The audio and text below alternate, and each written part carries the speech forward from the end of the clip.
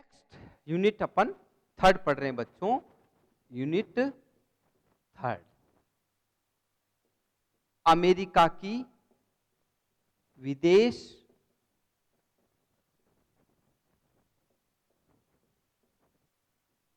नीति।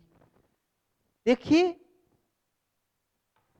Foreign policy की जहां तक हम लोग बात करें, किसी भी देश की विदेश नीति उसके भूगोल पर निर्भर करती है। विश्व इतिहास इस बात का साक्षी है कि जिस देश का भूगोल उसके पक्ष में रहा, उस देश की विदेश नीति उतनी अधिक मजबूत रही है। ऐसी स्थिति के अंतर्गत हम लोग अमेरिकी विदेश नीति का अध्ययन करें तो बच्चों, आप लोगों को बता दूं कि अमेरिका जो है, मूल रूप से अमेरिकन इतिहास का अगर अपन अध्ययन करें तो 1976 के अंतर्गत अमेरिका की क्रांति हुई और उसके पश्चात 1787 के फिलाडेल्फिया सम्मेलन में उसका संविधान का निर्माण हुआ और 1789 के अंतर्गत अमेरिका के अंतर्गत जो है लागू किया गया था इसको, संविधान को। उसके पश्चात प्रत्येक राष्ट्र अपनी विदेश नीति को निर्धारित करता है। दूसरे विश्व युद्ध से पहले अगर विश्व का कोई निर्माता था तो वो था यूरोप, और सेकेंड वर्ल्ड वॉर के बाद की स्थिति बताऊं आपको मैं, तो यूरोप क्या हो गया? यूरोप हो गया एक समस्या प्रधान, और यूरोप की सारी शक्ति और नेतृत्व संयुक्त राज्य अमेरिका और सोवियत संघ के हाथों में आ गया। संयुक्त राज्य अमेरिका ने विश्व को एक लीडरशिप दी और आज भी दे रहा है। ऐसी स्थिति के अंतर्गत उसकी विदेश नीति का अगर अपन अध्ययन करें तो बच्चों, किसी भी देश की विदेश नीति उसके ऐतिहासिक परंपराओं, रीति रिवाजों और मान्यताओं पर निर्धारित होती है। दूसरे शब्दों में यह कहा जा सकता है कि विदेश नीति के निर्माण में भूत, वर्तमान और भविष्य निर्णायक होते हैं। दूसरी ओर विदेश नीति का संचालन संवैधानिक उत्तरदायित्व है। इसके अंतर्गत नियंत्रण एवं संतुलन के सिद्धांत पर आधारित होते हैं, चेक एंड बैलेंस। अमेरिकी विदेश नीति का अगर अपन अध्ययन करें तो मैं आपको बता दूं बच्चों कि अमेरिका की विदेश नीति में हमेशा अपने राष्ट्रीय हितों को महत्व दिया गया है, और विदेश नीति के जो निर्धारण के अंतर्गत जो प्रमुख तत्व है वो एक आता है भूगोल। मैंने आपको सबसे पहले बताया था, मानवीय तत्व है, सुरक्षात्मक तत्व है, कूटनीति, संवैधानिक तत्व है और दलगत सहयोग। ऐसी स्थिति के अंतर्गत अमेरिका की जो विदेश नीति है वो मूल रूप से भूगोल ने बहुत अधिक साथ दिया। फ्रेंच राजदूत ने वहां कहा है, एक जगह कोट किया है, ये एक ऐसा भाग्यशाली देश है जिसके उत्तर और दक्षिण में तो उसकी सीमाओं पर निर्बल पड़ोसी राष्ट्र हैं और पूर्व पश्चिम में क्या है? मछलियां हैं जिनको निगल जाता है। तो ऐसी स्थिति के अंतर्गत हम लोग देखते हैं अमेरिका की जो विदेश नीति है वो क्या है। देखिए, अमेरिका की जो विदेश नीति है वो सदैव, आपको मैं बताऊं कि सेकेंड वर्ल्ड वॉर के पश्चात महाशक्ति की बनने की रही है और वह सफल भी रहा है। और ऐसी स्थिति के अंतर्गत वह साम्यवाद को रोकना और अपना राष्ट्रीय हितों को महत्व देने की रही है। तो अमेरिका की विदेश नीति का नंबर 1 पॉइंट आता है वो साम्यवाद का अवरोध। साम्यवाद का अवरोध। अमेरिका की जो विदेश नीति है उसका जो आधारभूत तत्व है वो यह है कि सोवियत संघ के दबाव को कम करना, सोवियत संघ को रोकना। और सोवियत संघ हमेशा नाजी खतरे से डरता था, लेकिन युद्ध काल के अंतर्गत दोनों से दोस्ती हुई थी। और ऐसी स्थिति के अंतर्गत हम लोग देखते हैं कि अमेरिका ने सदैव जो है साम्यवाद का प्रचार प्रसार रोकने के लिए अपना जो है विदेश नीति के अंतर्गत महत्व दिया। नंबर 2, सैनिक संधियों की नीति। सैनिक संधियों की नीति, अमेरिका की जो विदेश नीति है बच्चों, वो हमेशा सैनिक संधियों की नीति रही है। अमेरिका ने नाटो देख लो, वार्सा पैक्ट देख लो, सीटो देख लो, सेंटो देख लो, नाटो, ऐसी अनेक सैनिक संधियां की जो सामूहिक सुरक्षा के नमूने मूर्त एवं प्रभावशाली रूप ग्रहण किया है। तो ऐसी स्थिति के अंतर्गत अमेरिका सदैव सैनिक संधियों के माध्यम से अपना वर्चस्व कायम रखना चाहता है। नाटो एक ऐसी सुरक्षा छतरी है जिसके नीचे प्रत्येक राष्ट्र कार्य करते हैं। तो इस तरह से हम लोग देखते हैं कि अमेरिका ने सैनिक शक्तियों को महत्व दिया है। नंबर 3, आर्थिक सहायता। आर्थिक सहायता,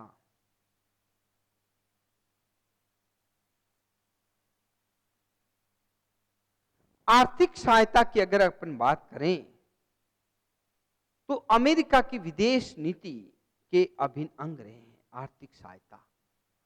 आर्थिक सहायता के रूप में वो छोटा सा टुकड़ा डाल करके प्रत्येक राष्ट्र को हाईजैक करने की कोशिश करता है, प्रत्येक राष्ट्र को अपने अधीन करने की कोशिश करता है। अपनी आर्थिक और तकनीकी सहायता देकर के वे साम्यवादी खतरे को भी टालना चाहता है। आर्थिक और सैनिक सहायता द्वारा विदेशों में पारस्परिक महत्व की सुविधाओं, सैनिक अड्डों, बंदरगाहों आदि की सुविधाएं देता है ताकि प्रत्येक राष्ट्र उसके अधीन रह करके कार्य करे। मैं आपको बताता हूं 1947 के अंतर्गत जो है अमेरिकी विदेश मंत्री मार्शल का यह कहना है कि आर्थिक सहायता देकर के उसने अनेक राज्यों को जो है अपने अधीन कर दिया। और ऐसी स्थिति के अंतर्गत कांग्रेस ने 1948 के अंतर्गत आर्थिक सहायता के लिए एक विदेशी अधिनियम पारित किया था जिसमें 20 करोड़ अरब डॉलर जो है सहायता स्वीकार की गई थी साम्यवाद का प्रचार प्रसार रोकने के लिए। नेक्स्ट आता है 3 नंबर पर, 4 नंबर पर मानव अधिकारों का समर्थन।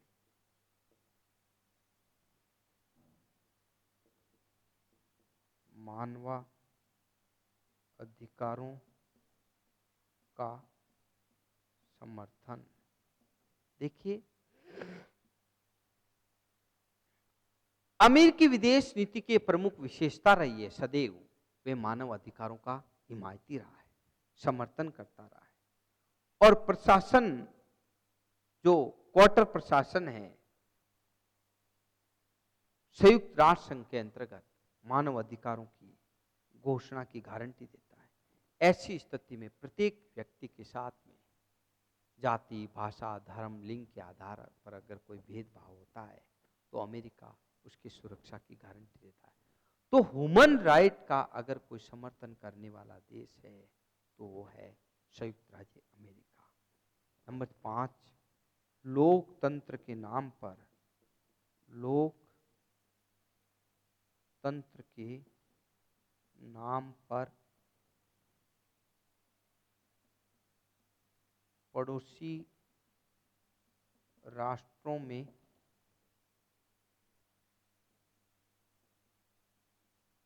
हस्तक्षेप। लोकतंत्र के नाम पर पड़ोसी राष्ट्रों में हस्तक्षेप। देखिए अमेरिका ने सदैव डेमोक्रेसी मॉडल को महत्व दिया है, डेमोक्रेसी मॉडल का संरक्षण किया है। और ऐसी स्थिति के अंतर्गत हम लोग देखते हैं कि पिछले 60 वर्षों के इतिहास को अगर अपन देखें तो छोटे छोटे अनेक राष्ट्रों में अमेरिका ने लोकतंत्र बहाली के नाम पर हस्तक्षेप भी किया है। इसका प्रत्यक्ष उदाहरण आप लोगों को मैं बताऊं। देखिए, जो बात है वो मूल रूप से स्थिति जो बनी हुई है वो यह है कि पाकिस्तान का उदाहरण आप लोग देख लीजिए। पाकिस्तान के अंदर हस्तक्षेप करके वे लोकतंत्र के नाम पर हस्तक्षेप करता है। तो ऐसी स्थिति के अंतर्गत बच्चों मैं आपको बताऊंगा कि अमेरिका ने हमेशा लोकतंत्र के नाम पर हमेशा हस्तक्षेप किया है और अपना वर्चस्व कायम किया है। नेक्स्ट आता है यूरोप की राजनीति में सहभागिता। अमेरिका यूरोप की राजनीति के अंतर्गत सहभागी बनता है और यूरोप को अपना अभिन्न अंग समझने के कारण बच्चों अमेरिका ने सदैव इस बात पर बल दिया कि यूरोप के द्वारा वह राष्ट्र जो है मूल रूप से उसके अभिन्न अंग बने रहे। तो ऐसी स्थिति के अंतर्गत यूरोप के अंतर्गत अपना वर्चस्व कायम करने के लिए अमेरिका ने सदैव अपनी विदेश नीति को महत्व दिया है। नेक्स्ट, एक ध्रुवीय विश्व की कल्पना। एक ध्रुवीय विश्व की कल्पना।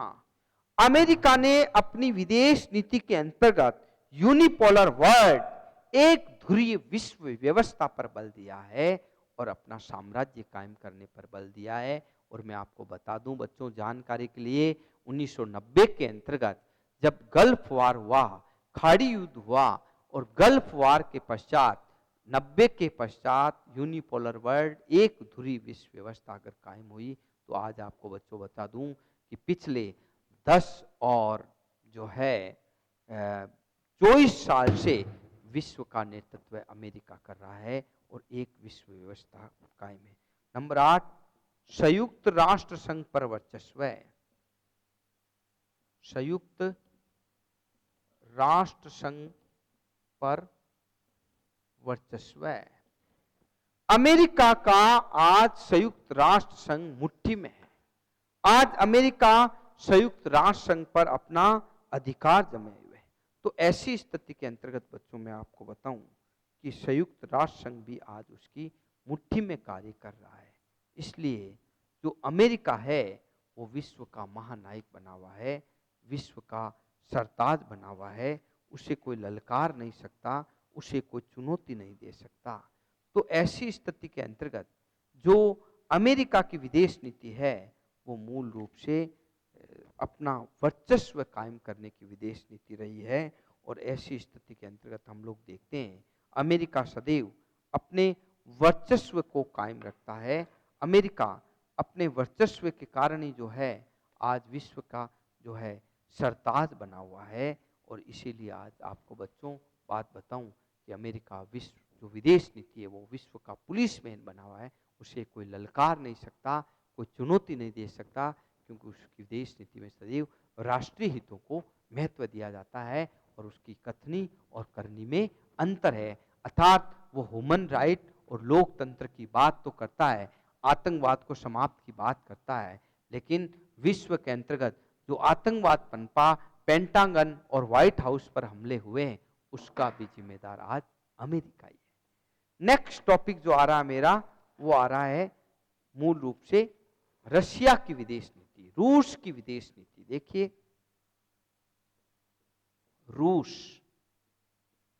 रूस की बात बताऊं बच्चों कि आपको जानकारी के लिए कि जो रूस है वो मूल रूप से इससे पूर्व इसका नाम था सोवियत संघ, लेकिन 1990 के खाड़ी युद्ध के पश्चात हम लोग देखते हैं और 1985 के अंतर्गत जो है पेरेस्का और ग्लासनोस्ट की जो दो नीतियां आई थी, मिखाइल गोर्बाचोव ने दी थी, उसके बाद रशिया का पतन हो गया, रशिया का डिक्लाइन हो गया, और जो रशिया की बंद दरवाजे और खिड़कियां थे वो खोल दिए गए थे। और 1985 के पश्चात सोवियत संघ, सोवियत भालू और साम्यवादी दल के पोलित ब्यूरो ने मिखाइल गोर्बाचोव के नेतृत्व के अंतर्गत जो है रूस को अपना एक बहुत बड़ा राज्य के रूप में मान्यता दी। और ऐसी स्थिति के अंतर्गत इसका जो श्रेय जाता है वो जाता है मिखाइल गोर्बाचोव। मिखाइल गोर्बाचोव ने एक नवीन चिंतन की शुरुआत की और अंतरराष्ट्रीय स्तर पर तनावों को कम करने, तनावों को शिथिल करने के लिए तनाव शैथिल्य एक बल प्रयोग किया। और उसके पश्चात मिखाइल गोर्बाचोव के पश्चात अंतरराष्ट्रीय स्तर पर जो है 1991 के अंतर्गत जो है बोरिस येल्त्सिन ने जो है मूल रूप से सोवियत संघ को रूसी आधार प्रदान करते हुए एक डेमोक्रेटिक स्वरूप प्रदान किया। रूस की विदेश नीति के अगर अपन आधारों को देखें बच्चों, तो मैं आपको बताऊंगा कि जो रूस की विदेश नीति है वो मूल रूप से राष्ट्रीय हितों को महत्व देना। नंबर 1, राष्ट्रीय हितों की सुरक्षा, नंबर 1। नंबर 2, राष्ट्रीय हितों की सुरक्षा। बोरिस येल्त्सिन की विचारधारा के ऊपर उठकर हम लोग देखें तो रूस की स्थिति बहुत अधिक जर्जर थी। और ऐसी स्थिति के अंतर्गत जो है रूस ने अपनी आर्थिक व्यवस्था को मजबूत करने के लिए, पुनर्निर्माण करने के लिए, आर्थिक विकास की गति को तेज करने के लिए उन्होंने जो है राष्ट्रीय सुरक्षा तथा देश के लोकतांत्रिक स्वरूप पर बल दिया और एक डेमोक्रेटिक मॉडल को महत्व दिया। नंबर 2, देश में साम्यवाद को पुनः नए उभरने देना। देखिए, साम्यवाद सोवियत संघ का जो है साम्यवाद सुदृढ़ गढ़ माना जाता था और उसके पतन के पश्चात साम्यवाद की जड़ें हिल गई थी। साम्यवादी जो है स्वरूप ताश के पत्तों की तरह बिखर गया था। और ऐसी स्थिति के अंतर्गत हम लोग देखते हैं जो रूसी राष्ट्रपति बोरिस येल्त्सिन है, उन्होंने ये निर्णय लिया कि रशिया के अंतर्गत वापस साम्यवाद को नहीं उभरने दिया जाएगा। और ऐसी स्थिति के अंतर्गत उन्हें जो व्लादिमीर पुतिन है उन्होंने उस नीति का अनुसरण भी किया। नेक्स्ट आता है रूस के लोकतांत्रिक स्वरूप की सुरक्षा। लोकतांत्रिक स्वरूप की सुरक्षा। रूस के प्रथम जो राष्ट्रपति है वो बोरिस येल्त्सिन बने थे और उन्होंने घोषणा की साम्यवाद और स्टालिनवाद की जड़ों को समाप्त कर दिया जाए और लोकतंत्र को प्राथमिकता दी जाए। अर्थात जो राजनीतिक विचारधारा है और जो राजनीतिक संघर्ष है उनको खत्म करके रशिया के अंतर्गत जो है मूल रूप से डेमोक्रेटिक मॉडल को महत्व दिया गया था। नेक्स्ट आता है यूरोपीय राष्ट्र के रूप में सक्रिय भूमिका। यूरोपीय राष्ट्र के रूप में सक्रिय भूमिका, क्योंकि जो रशिया का मानचित्र है, जो भौगोलिक स्थिति बनी हुई है, उसका अगर अपन अध्ययन करें तो बच्चों रशिया यूरोप में भी है और एशिया में भी है। और ऐसी स्थिति के अंतर्गत जो है उत्तरी अटलांटिक संधि संगठन नाटो की उन्होंने सदस्यता ग्रहण की, जो नाटो की छतरी थी उसकी सदस्यता को 1994 के अंतर्गत ग्रहण किया। और ऐसी स्थिति के अंतर्गत हम लोग देखते हैं कि रशिया ने जो है मूल रूप से यूरोपियन राष्ट्रों के रूप में सक्रिय भूमिका निभाना स्वीकार किया। नेक्स्ट आता है अमेरिका का समर्थन।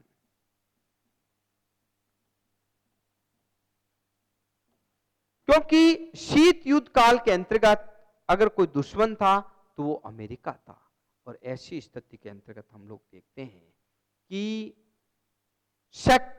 शीत युद्ध के पश्चात अंतरराष्ट्रीय स्तर पर हम लोग देखें तो अमेरिका का अगर समर्थन किया तो रशिया ने किया। और शीत युद्ध के शिकवे को, शीत युद्ध के जो समस्याओं को उन्होंने समाप्त किया और अमेरिका से दोस्ती का हाथ बढ़ाया।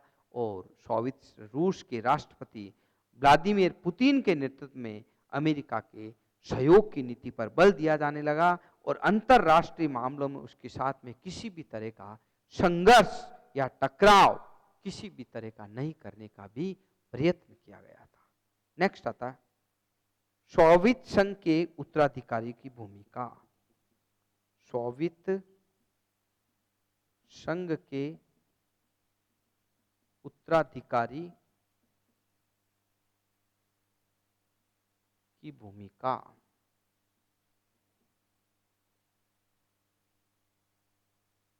रूस जो था उस सोवियत संघ का उत्तराधिकारी था। और ऐसी स्थिति के अंतर्गत हम लोग देखते हैं कि अंतरराष्ट्रीय मंचों पर सोवियत संघ के विघटन से उत्पन्न शून्यता को भरने के प्रयास में अगर कोई था तो वो रूस था। और रूस ने अंतरराष्ट्रीय स्तर पर जो है सोवियत संघ के कारण जो शून्यता हुई थी उसको रूस ने भरपूर किया और एक वर्चस्व प्रदान किया। और नेक्स्ट आता है निशस्त्रीकरण प्रक्रिया का समर्थन। निशस्त्रीकरण प्रक्रिया का समर्थन। क्योंकि डिसआर्ममेंट की बात की गई थी और ऐसी स्थिति के अंतर्गत हम लोग देखते हैं कि जो निशस्त्रीकरण की जो है प्रयास प्रारंभ किए गए थे। साल्ट फर्स्ट है, साल्ट सेकंड है, स्टार्ट फर्स्ट है, स्टार्ट सेकंड है। तो ऐसी स्थिति के अंतर्गत जो है निशस्त्रीकरण की प्रक्रिया के अंतर्गत भी रशिया ने बहुत अधिक भूमिका निभाई थी। सारांश रूप में हम ये कह सकते हैं कि रशिया के सामने अनेक समस्याएं थी, अनेक चुनौतियां थी, लेकिन अमेरिका और पश्चिमी देशों ने आर्थिक जो सहायता की और अर्थव्यवस्था को जो कंट्रोल किया और जो सोवियत संघ ताश के पत्तों की तरह बिखर गया था, जो सोवियत संघ कब्र में दफन हो गया था, उस सोवियत संघ को अंतरराष्ट्रीय स्तर पर मान्यता दिलाना, एक मंच तैयार करना, उसमें मुख्य भूमिका थी तो वो थी रूस।